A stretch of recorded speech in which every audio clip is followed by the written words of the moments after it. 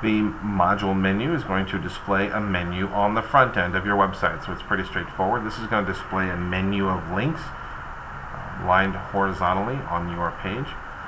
So we need to give the module a title, choose whether or not to show the title, position our menu wherever we want the menu to show up, set the status, choose the access level, situate the ordering. If we've got multiple modules published in the same position, where do we want this module to show up? If we want it to show up probably above the fold at the top of our page perhaps, so this is where you would do that with the ordering if you have, again, other modules published in the same position.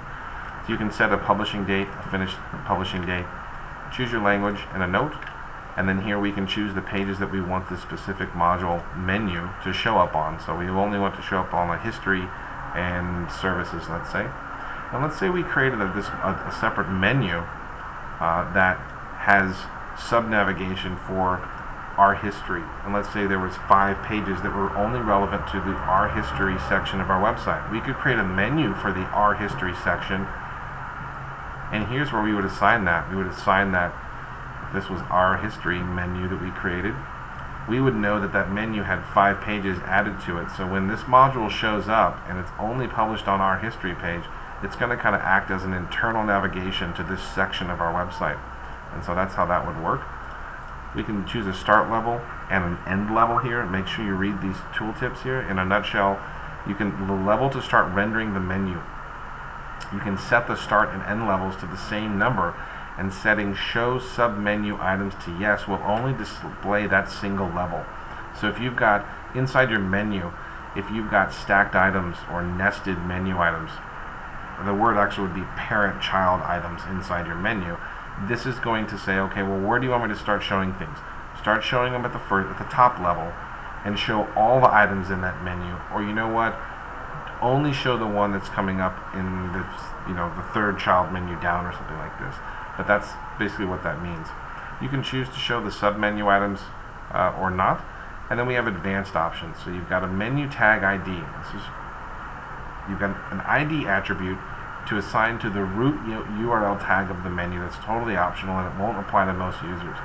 You've got a menu class suffix here, where you can obviously a suffix that's applied to the CSS class of the specific menu item. So if you want them to behave differently or look differently, this is where the class would go.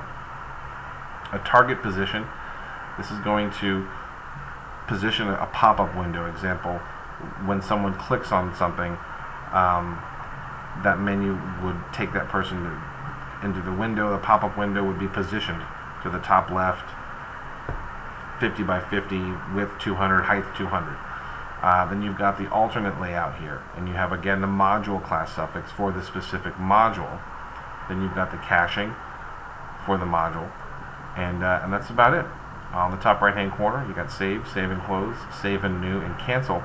And in the advanced options, one thing to be mindful of, if it's okay to go ahead and play with these things because you can't break it per se, make sure that if you are playing with it, seeing how it affects your layout, that's going to be the biggest concern.